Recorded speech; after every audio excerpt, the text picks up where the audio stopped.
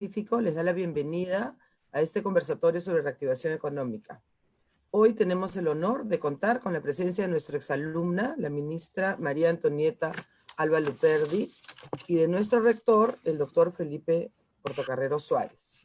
Este conversatorio ha sido organizado en conjunto con la Asociación de Egresados, la que todos conocemos como AGEUP, y la Promoción de Egresados del año 1969. Nuestro agradecimiento a ellos por su participación clave en este evento. Dejo con ustedes a la señora Olga Mazzini, presidenta de la Promoción 1969, quien nos dirigirá unas palabras. Buenos días, señorita ministra, señor rector, señores representantes de exalumnos a través de Red Alumni y AGEUP, alumnos, exalumnos e invitados. En nombre de la Promoción 69, quinta promoción de la Universidad del Pacífico, expresamos nuestro más sincero agradecimiento a la señorita ministra y al señor rector por este conversatorio, que forma parte de diversas iniciativas propuestas en ocasión de cumplir 50 años de egresados. En efecto, a fin de contribuir con nuestra alma mater, la Promoción 69 llevará a cabo un total de 3 ponencias de egresados en los meses de julio, agosto y octubre del presente año, de las cuales hoy presentamos la primera. Asimismo, el inicio de la conferencia anual de egresados de forma presencial para el 2021, cuya recaudación de fondos será destinada a becas de la universidad. Estas becas coadyuvarían al Fondo de Préstamos para Alumnos de Bajos Recursos Económicos, ya en vigor desde enero de este año y que hemos denominado Fondo Carol Sousa en memoria de nuestra compañera y primera presidenta de la promoción. Fuimos la primera promoción de la universidad que incluyó mujeres, gracias a la visión de futuro del rector Raimundo Villagrasa, quien propició que se presentaran mujeres al concurso de admisión del año 66. De los 70 graduados entre las carreras de Administración y Economía, 11 fuimos mujeres. Es importante recordar, y además de gran actualidad, la concepción humanista del rector Raimundo Villagrasa, considerando al profesional como una persona que estuviera al tanto de la ciencia y de los conocimientos propios de las carreras ofrecidas, pero sobre todo preparada para un liderazgo en la sociedad a la que iba a dirigirse y que trataría de cambiar a través del desarrollo de una capacidad de discernimiento y de adaptación. El profesional debería plantearse con claridad los nuevos problemas y encontrar soluciones nuevas a esos problemas, como en este momento donde reinventarse es una necesidad. Para terminar, deseamos expresar que nos sentimos muy honrados de ser exalumnos de la universidad y plenamente identificados en todos los ámbitos que la universidad representa en la vida nacional, pues desde su fundación ha formado los miles de profesionales que conducen las principales empresas del país, así como las más importantes instituciones del gobierno, aportando en las carteras ministeriales más de 20 ministros, entre los cuales cabe resaltar 6 ministras mujeres, la última aquí con nosotros. Muchísimas gracias. Muy agradecido, Olga, muy agradecido también Milagros. Buenos días con todos, buenos días Tony, un placer, un gusto, un orgullo tenerte con nosotros. Muy agradecidos por hacerte del espacio necesario para volver a tu alma mater, para este conversatorio.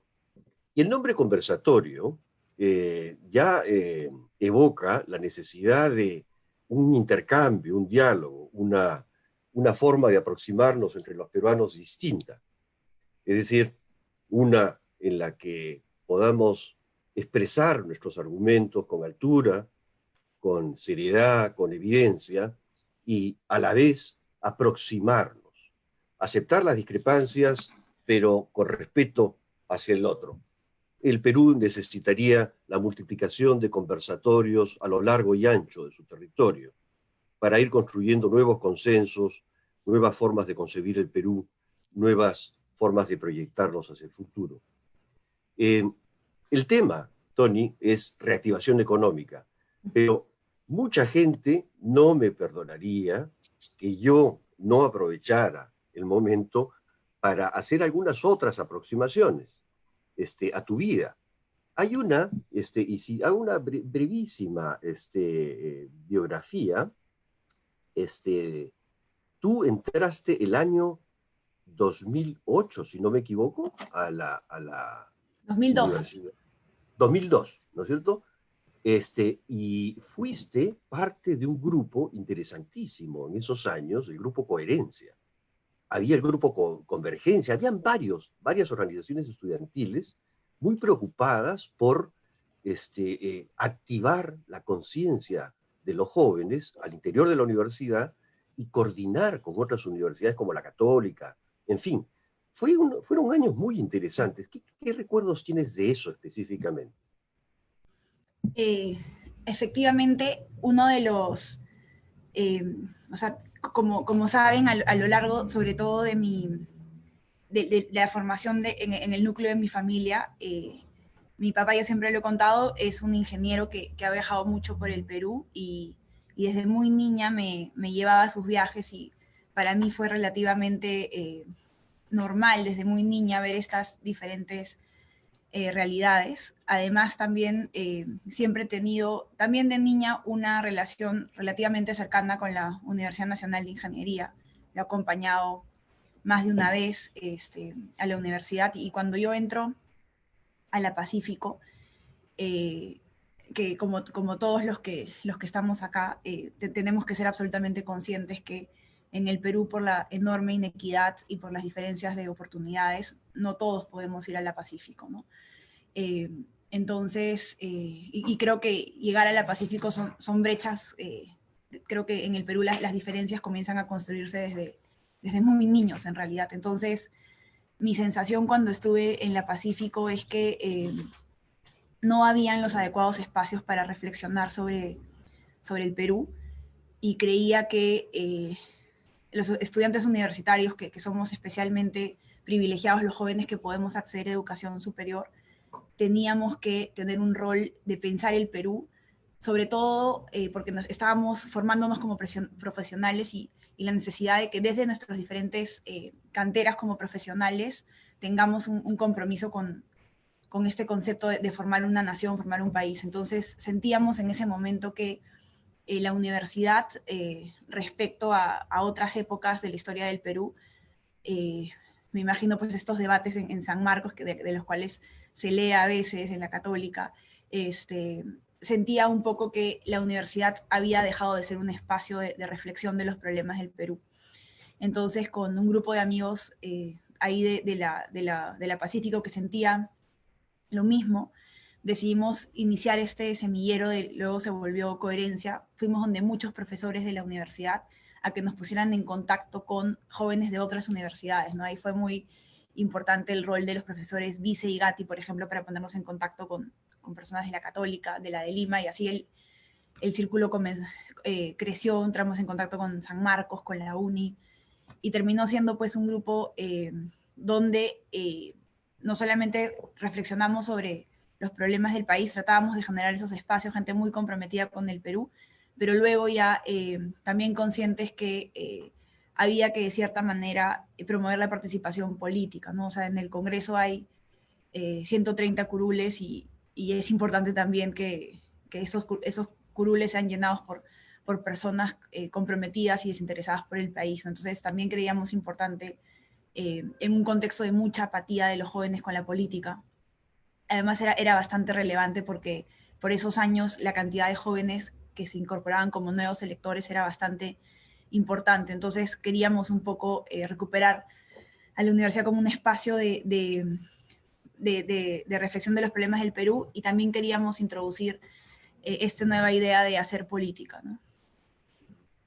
Excelente. La gente, los colegas tuyos, los compañeros de estudio, que formaron parte de esta extraordinaria iniciativa, porque la recuerdo bien, como tú también harás memoria de eso, ¿qué fue de ellos? ¿Siguieron en la carrera del servicio público?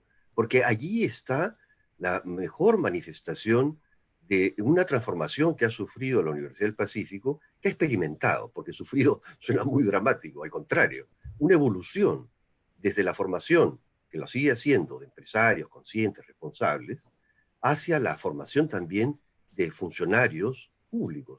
Y eso ha sido notable en los últimos 10 o 15 años. ¿Qué ha pasado con esos compañeros? ¿Cómo ves este proceso de expansión de los intereses de los jóvenes que tú encarnaste en su momento, pero que se ha mantenido por lo que yo observo. Mira, muchos de ellos hemos hecho una carrera en el sector público, otros trabajan en organizaciones multilaterales, pero sí, sí te quiero contar que a mí con mucho orgullo te digo que acá, por ejemplo, en el Ministerio de Economía y Finanzas hay muchísimos jóvenes de la Pacífico también queriendo hacer una carrera pública. Creo que así como como esas 11 mujeres de la promoción Carol Sousa le abrieron un sendero a la participación de las mujeres en la vida profesional del país. Creo que este grupo que salió de ahí de la universidad, ojo que ya habían varios egresados de la universidad metidos en el sector público, pero creo que sí, sí creo que esa formación fue muy importante para nosotros, y los que hemos salido de ese grupo, que hemos venido al sector público, sí hemos tratado de seguir atrayendo jóvenes, y yo creo que me atrevo a decir que cuando yo era estudiante, los que queríamos ir al sector público no éramos un grupo tan significativo como yo veo ahora en todos los jóvenes que trabajan acá en el Ministerio de Economía y Finanzas. Creo que sí ha marcado la sensación de tener un Estado donde sí hay oportunidades para desarrollarse profesionalmente. Sí, es un fenómeno generacional impresionante, notable, habría que decir. Pero sigamos un poquito más adelante. Esta es tu formación en pregrado y después te fuiste a seguir un MPP, ¿no? ¿O fue Public Administration, ¿no? O Public Policy? ¿Cómo es? MPA, ¿no? MPA ID en Kennedy, en la Escuela de Gobierno de Harvard, hay esta maestría que se llama Master in Public Administration for International Development, desarrollo internacional. Y cuando tú hablas con los que crearon esta maestría, porque también en Kennedy hay MPA y también hay MPP, lo que ellos te dicen que son personas como Dani Rodrik, como Ricardo Hausmann, que fueron los que crearon la maestría. Ellos querían generar es una maestría bastante, diría yo, el 90 y tantos % de la maestría somos economistas, es una maestría dura en el primer año en economía. Ellos decían que los países en desarrollo necesitábamos economistas con una formación sólida, que pudieran, sobre todo ellos pensaban en esos momentos, en estos programas con el Fondo Monetario, con el Banco Mundial. Entonces ellos querían llenar a los países en desarrollo de profesionales que tuvieran la misma formación, pero que defendieran los intereses de sus países en estas negociaciones con multilaterales. Entonces crearon esta maestría que se basa en lo que ellos le llaman, ellos te enseñan en tu primer día en la maestría, te enseñan algo que ellos le llaman como la trilogía, ¿no? Que cualquier política pública tiene que tener 3 condiciones. Primera, la rigurosidad técnica, o sea, que todas las decisiones que se diseñen tienen que estar basadas en evidencia. Por eso es que la formación en todo lo que es el manejo estadístico, la econometría, es tan importante para eso. Entonces, la primera es la rigurosidad técnica en las políticas que se diseñan. La segunda es que sean implementables operativamente, o sea, que logísticamente sean posibles, porque hay un montón de sueños que a veces tenemos que no son implementables. Y la tercera es que sea políticamente vendible, ¿no? También la parte y creo que es una de las cosas que más he aprendido ahora como ministra, la capacidad que tenemos que tener de poder comunicar, ¿no? Entonces, a lo largo de los 2 años de la maestría, ellos te forman siempre pensando en esta trinidad, en esta trilogía, y obviamente el trabajo final de los 2 años es una propuesta de política que tiene que recoger muy bien estos aspectos. Además, un tema muy interesante de esa experiencia es que el primer año era bastante obligatorio, casi no tenías margen de maniobra, no eran los típicos cursos de micro, macro, econometría, economía del desarrollo, que fue un curso increíble, pero en el segundo año, conforme tenías más espacio para los selectivos, tenías la posibilidad de llevar cursos en Cambridge, en Boston. Recordemos que ahí también está el MIT. Entonces, en el segundo año tuve la posibilidad de llevar cursos en la Escuela de Educación. Para mí, la educación es un tema que siempre me ha motivado muchísimo. Pude llevar en la Escuela de Leyes un curso con un gurú brasilero que se llama Roberto Mangabeira Unger, que habla un poco sobre cómo debería ser el nuevo planteamiento político progresista. Luego también llevé cursos con Steven Levitsky y también pude auditar algunos cursos en MIT de temas de transporte urbano. O sea, es una experiencia, y también creo que una de las experiencias más enriquecedoras fue, me tuve que ir a hacer un internship a la India. Estuve 3 meses viviendo en la India, un país de muchas diferencias, mucha inequidad, pero fue una experiencia transformadora estar en la India y unos 3 meses allá, una situación muy complicada para las mujeres. Éramos 3 mujeres de Kennedy que nos fuimos solas para allá, esta sensación de sentirse insegura en una ciudad de nuevo por los temas de machismo. Pero fue una experiencia transformadora vivir en India esos 3 meses. Sí, es fascinante y podríamos quedarnos y nos tenemos pendientes varias conversas sobre todo esto, ¿no? Pero me dicen que tú tienes un PPT presentado. Yo había más bien articulado una primera parte como la que estamos conversando, más personal, una segunda que iba a la vena y cerrar nuevamente con otra más personal. Pero si quieres podemos hacer tu presentación o de lo contrario seguir en esta lógica como te sientas más cómoda. Tú me dirás. De repente hacemos la presentación para comentarles, para que todos los que están acá, es muy breve, para que sepan un poco el contexto. Estamos en la peor crisis económica de la historia, entonces ahí tengo algunas. Es una presentación muy breve para comentarles cómo vemos las cosas desde el MEF. Ok, y después sobre eso seguimos ¿no? conversando. Adelante. Tú compartes pantalla, ¿no? Sí. ¿Tony? Ok. Sí. Adelante.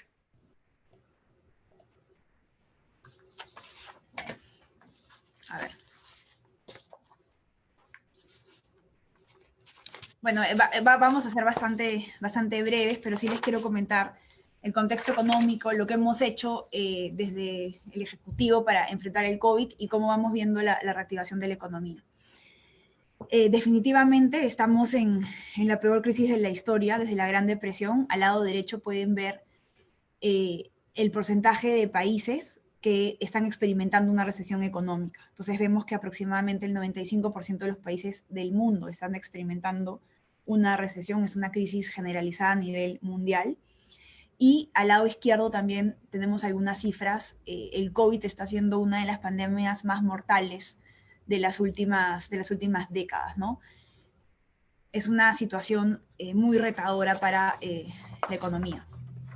Vemos que entre los meses, cuando se iniciaron las cuarentenas, se han registrado efectos muy severos en la actividad económica. Por ejemplo, acá estamos mostrando los sectores más afectados por el COVID, que es el sector de servicios y manufactura, pero también vemos una rápida recuperación. Al lado derecho vemos países como, por ejemplo, China ya está en una ola, en una fase de expansión, pero igual es una situación con muchos riesgos, ¿no? Lo peor que podría pasar, y eso es lo que está pasando en algunos países, es los contagios. Entonces, recuperación, o sea, una caída importante, una recuperación también relativamente rápida, pero con mucha expectativa sobre el control de la pandemia y las posibilidades de que surjan rebrotes. Una de las dudas, o que siempre está en debate, es por qué al Perú le ha costado tanto en términos de crecimiento económico, sobre todo las cifras que vemos de abril y mayo. Y creo que lo que es importante transmitirle a todos es que cuando el 6 de marzo nosotros comenzamos a hacer nuestros modelos de contagios y posibilidades de muertes, sin hacer nada, si las tendencias seguían como estaban, la cantidad de contagios y de muertes era realmente preocupante.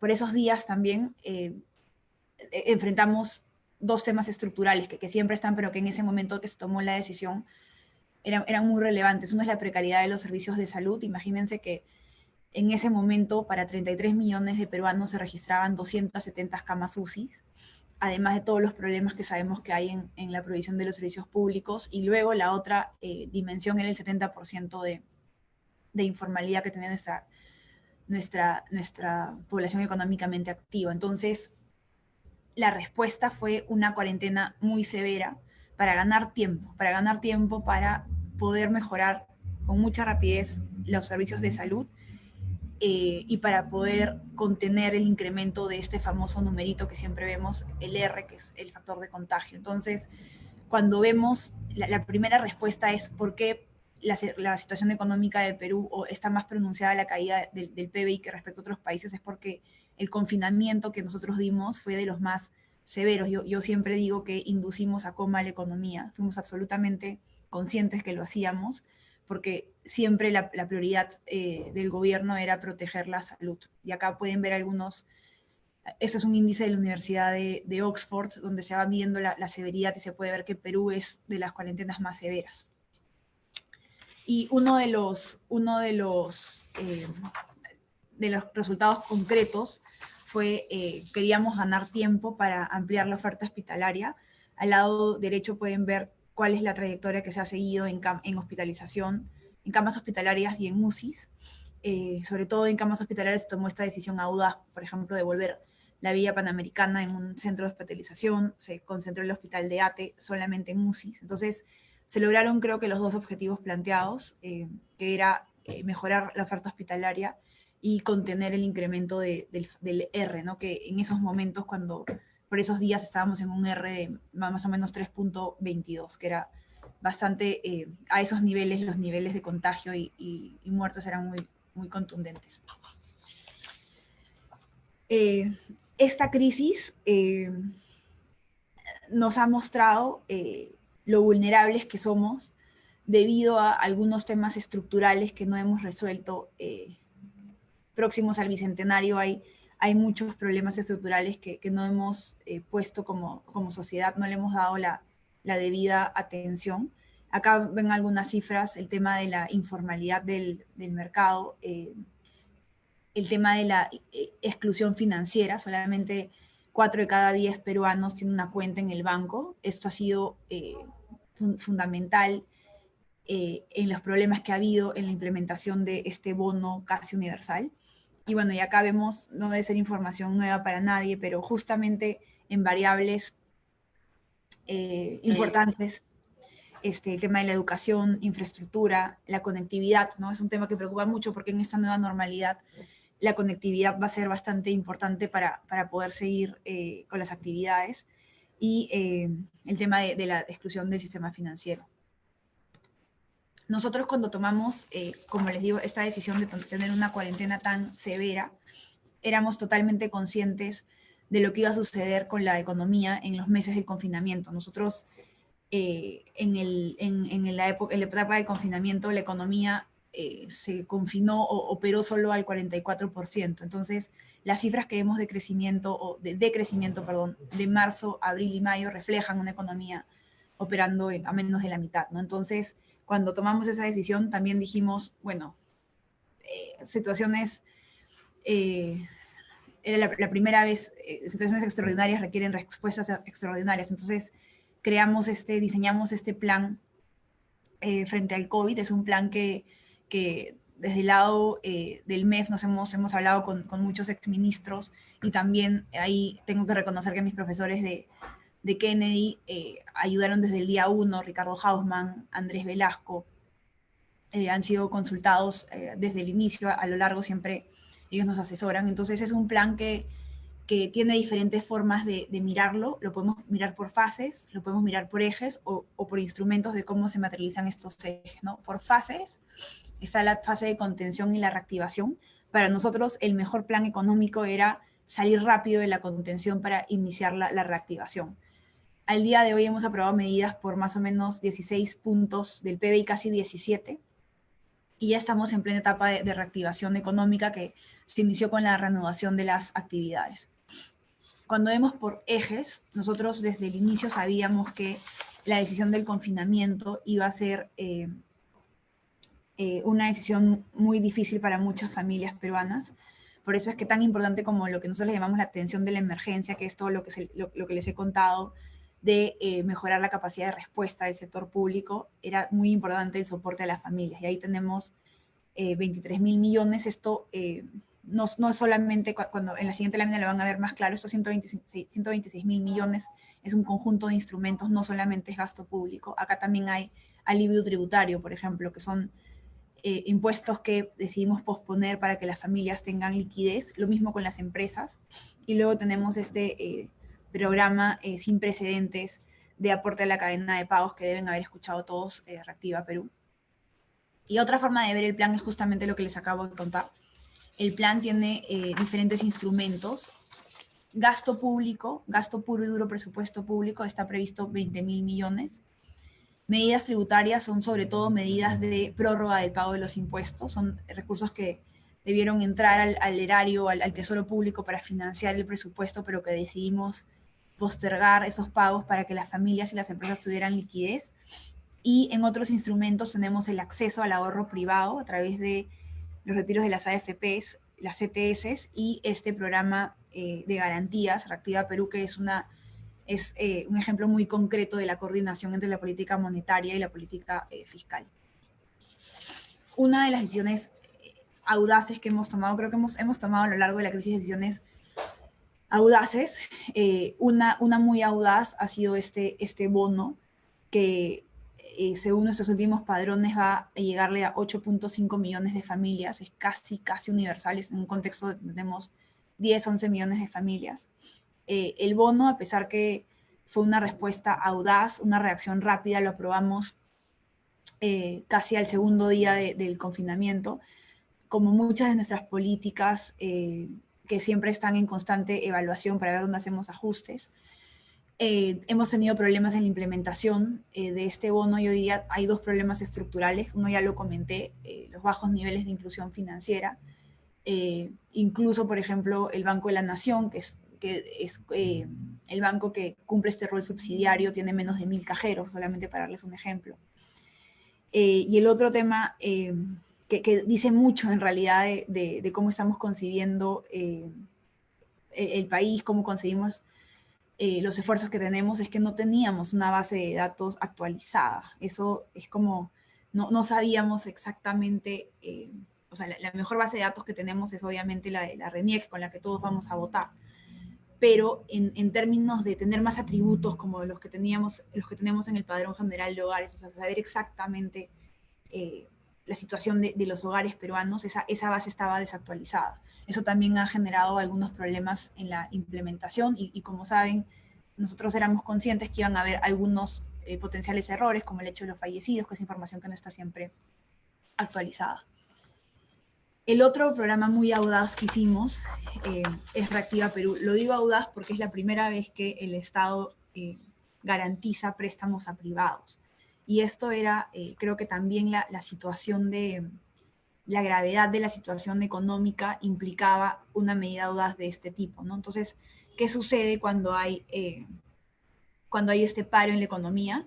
Las empresas dejan de generar ingresos. Entonces tú como empresa tienes dos alternativas: o cierro, que es algo que no queríamos porque queríamos que se perdure el empleo, o me voy a pedir un préstamo. Pero como estamos en un contexto de recesión económica, hay menores posibilidades, eres una empresa más riesgosa, hay mayor posibilidad que el sistema financiero no te quiera prestar plata. Entonces se diseñó este programa en coordinación con el Banco Central para darles a las empresas, para garantizar estos préstamos y para que ellos pudieran acceder al crédito. Y los resultados han sido increíbles en dos aspectos. Uno es a las tasas de interés que han accedido las empresas con este programa. Ahí ven las cifras en rojo, ven las tasas de interés promedio que están accediendo las MIPES y la mediana y la gran empresa respecto a las tasas en las que están acostumbrados a recibir en el sistema no bancario y el bancario. Y esto de acá no es casualidad, esto es parte del diseño del programa. Es primero, ahí está la explicación qué cosa determina una tasa de interés. El primero es el costo del fondeo, es recursos del Banco Central. El Banco Central pone la liquidez, por eso es que son recursos relativamente baratos. Lo otro es el riesgo de la empresa, y ahí es donde entra el Tesoro Público garantizando el préstamo. Y el tercero es el costo operativo que te cobran los bancos. Y acá lo que hizo el Banco Central fue un mecanismo de subastas, donde los bancos siempre, la competencia siempre trae que las personas se esfuercen, las entidades se esfuercen. Entonces la competencia en estas subastas determinó que los bancos se esforzaran también por reducir sus costos operativos. Y los resultados que hemos obtenido son espectaculares para mí en términos de las tasas de interés. Y el otro gran resultado es que no se ha desacelerado el crédito al sector privado, que era justamente lo que nosotros queríamos. No queríamos que se rompan las cadenas de pagos, porque una empresa con sus ingresos paga a sus trabajadores, quienes a su vez le pagan a otros proveedores, le pagas a tus proveedores, quienes a la vez le pagan a otras empresas. Entonces no queríamos que este círculo virtuoso de relaciones de integración en la economía se rompiera, y lo que hemos visto es una respuesta contundente. O sea, cuando, a pesar de que la crisis del COVID ha sido mucho más severa que otras crisis que hemos experimentado en el país, el crédito no ha caído. Esto es un resultado bastante concreto y en realidad que demuestra que el programa ha sido muy exitoso. Este programa, ustedes deben haber escuchado también las críticas por el acceso a las MIPES, y acá es importante que entendamos que lo que quería este programa es era dar los recursos para que las empresas cumplieran con sus obligaciones. Si a una empresa que necesita 100 le das 1, el programa no sirve. Pero si por el contrario a una empresa que necesita 1 le das 100, está sobreendeudando a la empresa. Entonces, si bien en términos de participación, las MIPES, por número de empresas son las que tienen mayor participación, las MIPES tienen tickets promedios de 15.000 soles. Por eso es que cuando hacemos la multiplicación, en términos de montos de préstamo, las obligaciones de las MIPES son menores que las de las grandes empresas y las medianas empresas, pero también en términos de acceso a las MIPES ha sido un programa que para mí ha tenido resultados muy concretos, si consideramos que en general solamente el 6% de las MIPES accede al sistema financiero en una situación sin COVID. Además de en esta preocupación que teníamos con las MIPES, no todas las MIPES iban a poder acceder a las condiciones de reactiva, que como les digo es liquidez del Banco Central, hay que tener unas reglas de juego sobre la calidad de la cartera ahí.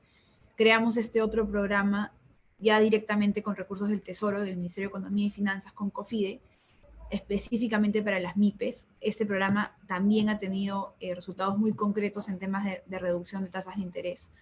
Entonces creo que estas medidas audaces que hemos tomado respecto al acceso al crédito para que no se rompa la cadena de pagos también está teniendo resultados concretos.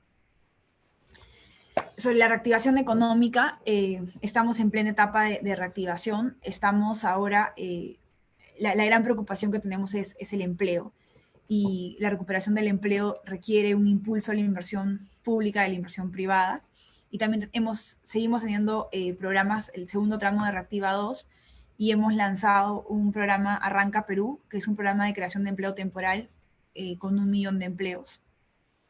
También en el marco de la delegación de facultades, que el Congreso entendió rápidamente la gravedad de la situación y nos dio facultades, hemos sacado algunas medidas de, por ejemplo, el fraccionamiento de las deudas tributarias, que es una medida muy potente, es una medida donde las empresas pueden fraccionar y la SUNAT tiene menores tasas de interés para estas deudas. Hemos sacado otras medidas como tasas de depreciación, mayores tasas de depreciación acelerada, devolución del IGB. Hemos dado agilidad a algunos trámites, sobre todo relacionados al Plan Nacional de Infraestructura. Y bueno, ahí también hemos sacado, ahí está un poco el recuento de las otras medidas que hemos sacado para darle agilidad a la inversión pública, y un detalle de lo que es Arranca Perú, que es un programa de más o menos 7.000 millones de soles, que la idea es que pueda generar rápidamente 1 millón de empleos, ¿no? Acá hay algunos detalles de Arranca Perú. Acá hay otros detalles, sobre todo de los anuncios del presidente en el discurso universal. Vamos a volver a dar un bono universal, vamos a tratar de utilizar mecanismos de mucha celeridad para cerrar brechas en programas de inversión. Hemos logrado, estamos en la ruta ya de destrabar la construcción de la tercera etapa de Charimoch, que es un proyecto que está parado 4 años, muy relevante para la ampliación de la frontera agrícola. También hay una apuesta, la pandemia ha puesto en evidencia la precariedad de los servicios sanitarios, entonces también hay una apuesta por el cierre de brechas. Y bueno, y en salud, que ha sido, creo que lo que sigue en debate, es la necesidad de reforzar nuestro sistema de salud. Sobre la reanudación de las actividades, ya estamos nosotros en fase 3. Nuestra meta es llegar al 96% de la operación de la economía, pero vemos que no va a ser necesariamente posible porque hay algunas regiones que todavía tienen que mantener el confinamiento. Estamos entre 90 y 92%, pero ya entonces tenemos una economía que comienza a abrirse y en realidad la mejor política de creación de empleo y reactivación económica es ya comenzar a abrir la economía. Respecto a la recuperación, como saben, el PBI tiene 45 días de retraso, entonces es un indicador por excelencia para ver cómo está la situación económica, es la producción de electricidad. Vemos que gradualmente comenzamos a experimentar mejoras en la producción de electricidad. Creemos que la cifra de julio va a demostrar, el crecimiento de julio va a demostrar que ya estamos ya en una etapa de recuperación económica. Vemos que además esta recuperación está siendo también de forma descentralizada. Y finalmente, mi mensaje final es que en el Perú hemos tenido diversas crisis, ¿no? Guerras, fenómeno del Niño, hemos tenido el terrorismo, crisis también generadas externamente, crisis internas, y como país siempre hemos podido salir adelante, ¿no? Y esto requiere, como dijo Felipe al inicio, muchos diálogos, mucho consenso, pero estoy convencida que así como antes, ahora también vamos a salir de esta crisis. Eso es todo, Felipe. Gracias, Tony. ¿Qué tal pantallazo? Nos has, en poquísimo tiempo, presentado una exposición muy, muy abundante en información. Pero yo quisiera ir a la vena. Bruno Seminario, a quien tú conoces también, con Lucho Palomino, que es un gran creador de series estadísticas de largo plazo, se ha metido y ha creado un indicador que él llama indicador coincidente.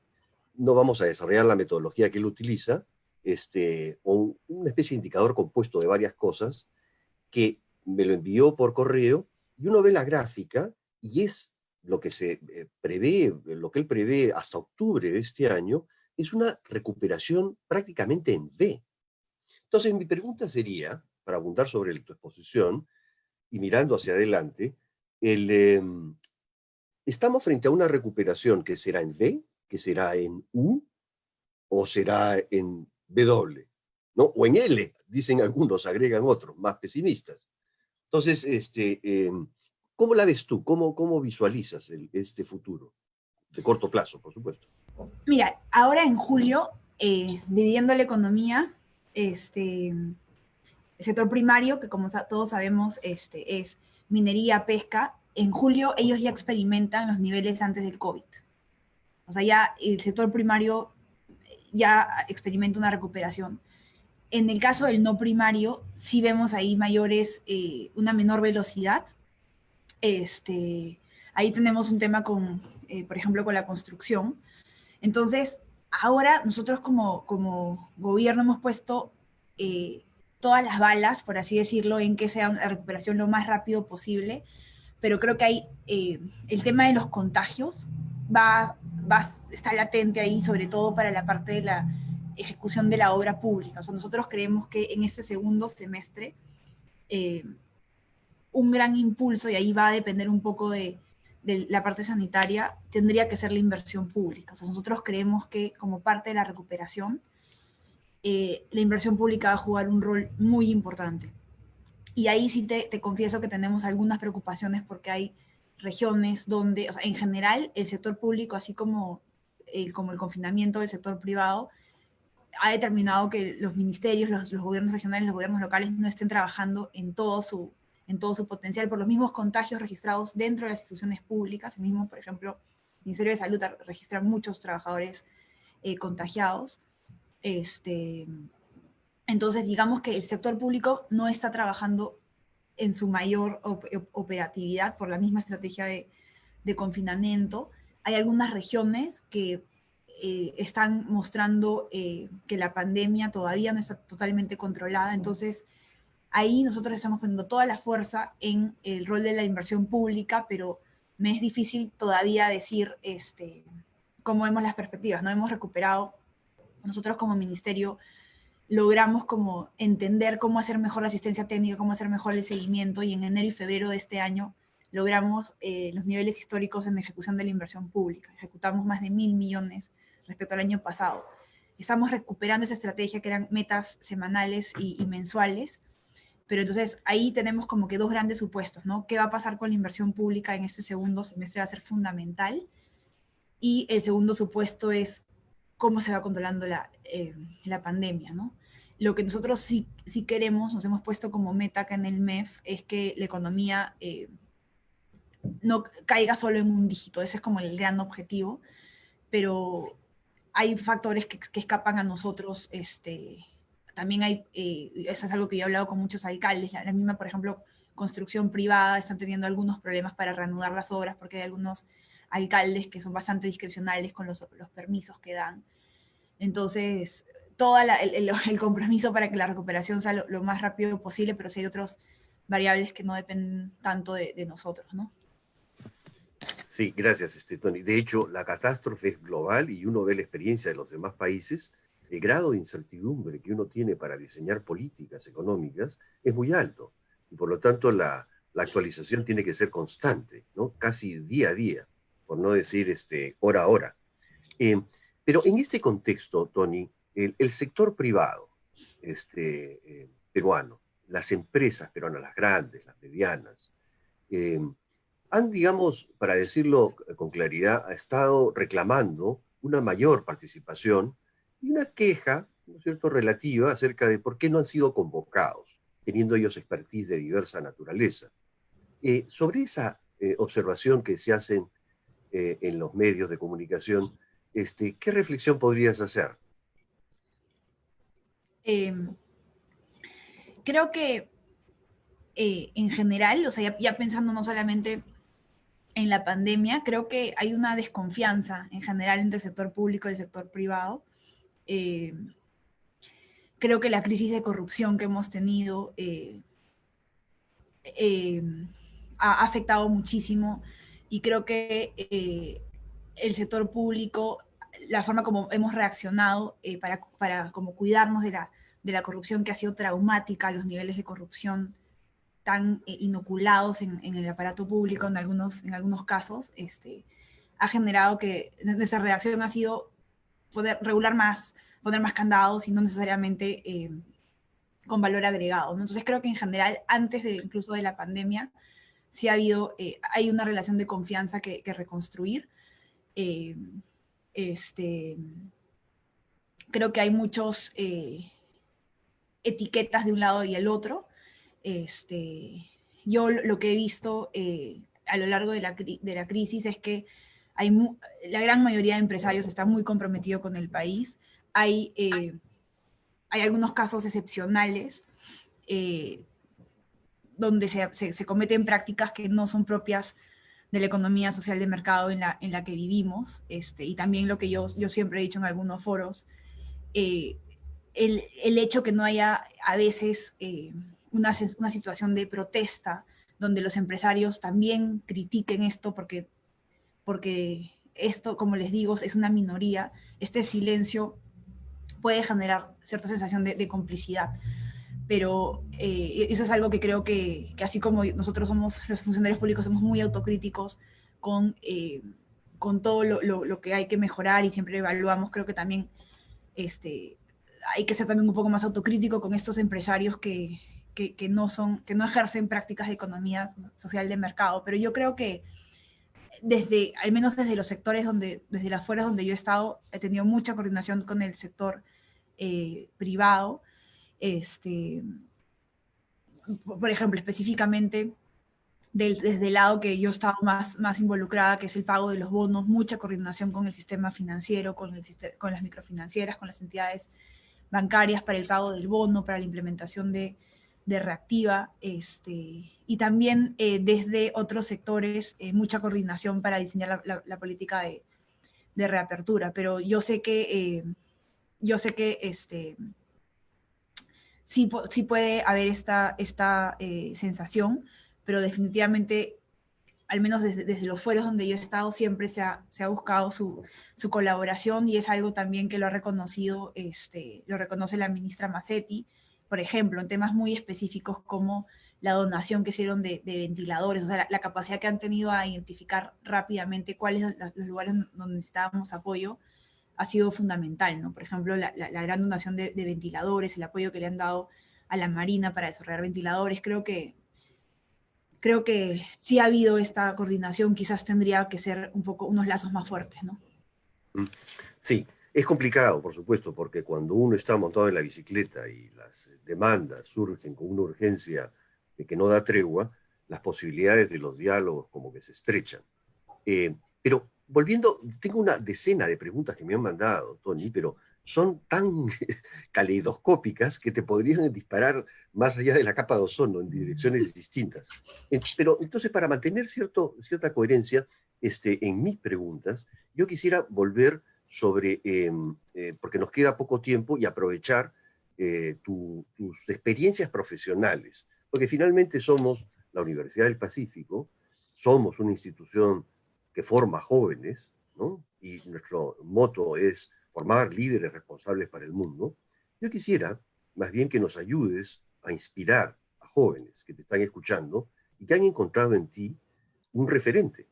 Yo sé que tú eres una mujer modesta, y no te gusta hacer alarde de nada, pero te has convertido en un referente importante para para una juventud que va más allá de los estudiantes de la UP que miran con mucha atención tu manejo y tu gestión. Entonces te quiero proponer un ejercicio medio complicado, que es un ejercicio de reflexión, que es una suerte, yo la llamaría, si aguanta el lenguaje, una introspección prospectiva. Wow. O sea, ¿cómo te imaginas tú que te va a recordar la historia más adelante? Es decir, ¿tú crees que vas a salir bien parada de esto? Porque tú has hecho una carrera profesional meteórica.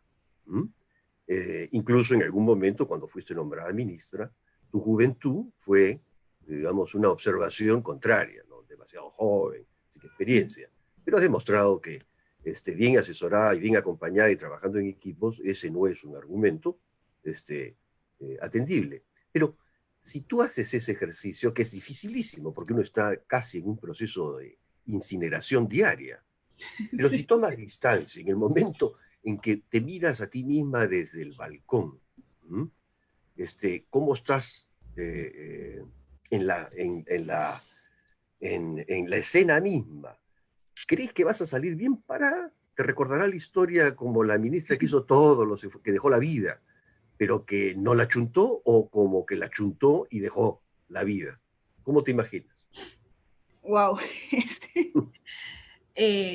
O sea, creo que mi primera respuesta a esa pregunta es, para mí, Felipe, sí es muy importante irme a dormir todos los días, sintiendo que ese día lo di todo. Eso para mí es fundamental. Yo todos los días me voy a dormir con esa sensación, ¿no? Y eso requiere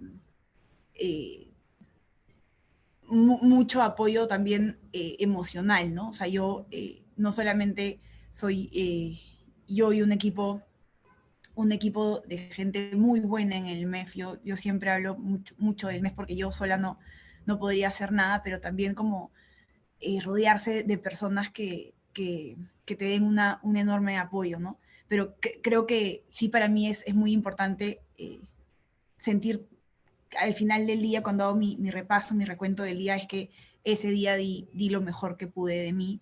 Algunas veces hay cosas que uno no maneja, pero creo que al final del día nos tenemos que ir a dormir tranquilos con nuestra conciencia, ¿no? Y ese es un ejercicio que hago todos los días me voy a dormir sintiendo que lo di todo. Para todos los jóvenes que están ahí, yo creo que algo que tenemos que construir en el país es esta sensación de que, o la relevancia que el Perú tiene que ser un país para todos. Yo creo que, y eso lo debes haber estudiado tú mucho mejor que yo, pero creo que este país va a cambiar el día que una persona que está sentada en Miraflores o San Isidro entienda que el desarrollo de los niños de Paucar del Sarasara es igual de importante para ellos que para los niños. O sea, creo que falta mucho construir esta visión de interés público, que entendamos que cómo le va a la educación pública en la selva es muy relevante para todos, ¿no?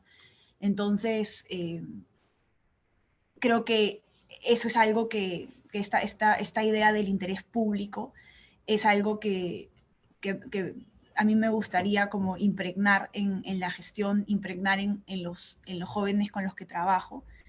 Y es muy complicado. Hay algunas decisiones que uno toma donde está clarísimo cuál es el interés público, y hay otras, creo que las decisiones más difíciles para mí como ministra son esas decisiones donde no hay tanta claridad sobre cuál es el interés público, ¿no? Te doy ejemplos muy concretos, ¿no? O sea, cuando viene acá, por ejemplo, la directora de presupuesto, que también es de la Pacífico, dicho sea de paso, soy la que es menor que yo incluso, y me dice, a ver, Tony, hay que ampliar Cunamás y nos cuesta 20 millones y hay plata, ya, perfecto, Zoila, hay que hacerlo. O sea, en esas decisiones no, pero luego hay otras decisiones que se te plantean, y lo voy a decir con franqueza, los temas tributarios, por ejemplo. Los temas tributarios, cuando un gremio viene o alguien te plantea, oye, hay que hacer esta exoneración para promover. Entonces, esas son las decisiones más difíciles, creo. Son ejemplos muy concretos donde dilucidar el interés público no es tan sencillo. Entonces, creo que, o sea, si a mí me gustaría que por algo se me recordara es por haber siempre en todas las decisiones, haber tratado de encontrar la ruta hacia el interés público. Y también yo tengo una sensación de enorme responsabilidad en este país con tantas brechas, con tanta inequidad. Las personas que pudimos acceder a la educación de altísima calidad, como es la educación que te da la Universidad del Pacífico, tenemos una enorme responsabilidad por construir esto que yo te decía, el Perú como un país para todos. Y ojo que no creo que eso solamente exceda a ser funcionario público. O sea, creo que desde donde sea que uno se desempeñe, creo que tenemos que entender, es lo que le falta al Perú del Bicentenario, entender este tema, que el Perú tiene que ser un país para todos, que tiene que crecer con la gente adentro. Pero sí, yo tengo una especial vocación por el sector público. Creo que la capacidad de cambiar vidas a gran escala es impresionante. Un ejemplo que a mí me motiva muchísimo es, por ejemplo, la inclusión financiera. Del sector de economía y finanzas depende el Banco de la Nación. Entonces, esta idea de darles una identidad en el sector financiero a todos, que tengan una cuenta desde que tienen DNI, o sea, detrás de decisiones que cambian la vida de las personas hay funcionarios públicos diseñándolas. Entonces, creo que sí tengo una especial predilección por todo lo que se puede hacer desde el sector público, y también decirles, ¿no?, que a lo largo de los que decían ser funcionarios públicos, creo que van a enfrentar dos tipos de problemas. Para tratar de resumir, hablando como economistas, en algunas situaciones estamos en equilibrios que son muy perversos, y moverse al otro equilibrio, o sea, cambiar el status quo, definitivamente va a tener perdedores. Entonces, hay veces que tú quisieras implementar reformas o hacer cambios, pero hay mucha resistencia al cambio. Eso es brutal, es muy desmotivador. Pero lo segundo es que nos vamos a encontrar con intereses subalternos que tratan de manchar honras. Eso es también muy duro. Es muy duro como otras fuerzas tratan de manchar el honra de uno, el honra que uno ha tratado de construir y ser coherente todos los días, ¿no? Y a pesar de eso, creo que el Perú vale la pena. O sea, a pesar de estos días difíciles y duros, la construcción de este Perú para todos vale totalmente la pena. Y como te digo, si uno se va a dormir todos los días con la conciencia tranquila, no van a haber problemas, ¿no? O sea, se van a pasar momentos difíciles, pero pero creo que la ética y la conciencia tranquila al final del día siempre prevalecen. Así que yo invito a todos los estudiantes que están ahí que apuesten por el servicio público, que te trae enormes satisfacciones, a pesar de que a veces hay días complicados. Gracias, Tony. Yo te diría, después de escucharte, que la economía pura solamente existe en las universidades, porque fuera de ella es economía política o política económica, pero siempre la política interviniendo, los intereses, ¿no es cierto?, de los diversos grupos que presionan por sus propias perspectivas y su implementación. Pero quisiera cerrar, porque para no robarte más tiempo, van a ser las 9 y te robamos solamente una hora.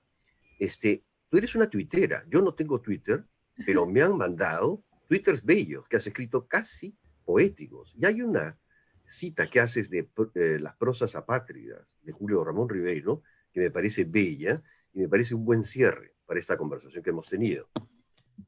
Dices, citando a Ribeiro, la única manera de continuar en vida es manteniendo templada la cuerda de nuestro espíritu, tenso el arco, apuntando hacia el futuro. Y es efectivamente lo que acabas de decirnos. Hay mucha maledicencia, hay intereses subalternos, hay bajeza. La política en el Perú, desafortunadamente, ha caído, ha perdido la dignidad que antes tenía, y la universidad, como ya digo, como institución de educación superior, como espacio de reserva moral e intelectual, debería ser protagonista de la multiplicación de conversaciones como esta que estamos teniendo contigo a lo largo y ancho de todo el país. Necesitamos conversar más entre los peruanos, darnos menos la espalda, tener más tolerancia frente a la discrepancia y no mitificar, sacralizar algunas percepciones que se tienen respecto de la marcha de la economía como intocables. Todos los países del mundo, ¿no?, han roto con las ortodoxias neoclásicas, los enfoques famosos monetarios de balanza de pagos, y todos se han vuelto keynesianos. Entonces, eso, hace 5 meses, ¿quién iba a decir eso? Entonces, sí, las ortodoxias en estas épocas de cambio tan volátil, me parece que están de más. En fin, te dejo para que nos des el cierre, Tony, unas últimas palabras, por favor. Sí, bueno, gracias, Felipe, siempre es un gusto para mí conversar contigo, gracias a todos los que han estado en el conversatorio. Sí, agradecerles a esas 11 mujeres que nos abrieron camino, siendo la primera promoción que estuvo en la Universidad del Pacífico, y nada, a todos los que estamos acá, la profunda convicción de que vamos a salir de esta crisis. No va a ser gratis, vamos a tener que trabajar durísimo para eso, pero creo que todos sabemos de qué estamos hechos los peruanos, y hemos pasado la hiperinflación, hemos pasado el terrorismo, y creo que vamos a seguir adelante, pero sí requiere un nuevo contrato social donde seamos conscientes de la necesidad de construir un Perú para todos. Muchas gracias, Felipe. Gracias a ti, Tony. Y eso sí, cuando dejes todos estos avatares en los que te has metido, te queremos en la Universidad del Pacífico dictando, ¿eh? Eso sí, no te vas a escapar. Ahí estaré. Gracias. Chao. Gracias a todos ustedes, a los exalumnos, a los participantes, muy agradecidos por su participación, por su presencia, mejor dicho, y hasta la próxima. Gracias, Tony, y buena suerte, buen viento. Chao, chao. Gracias.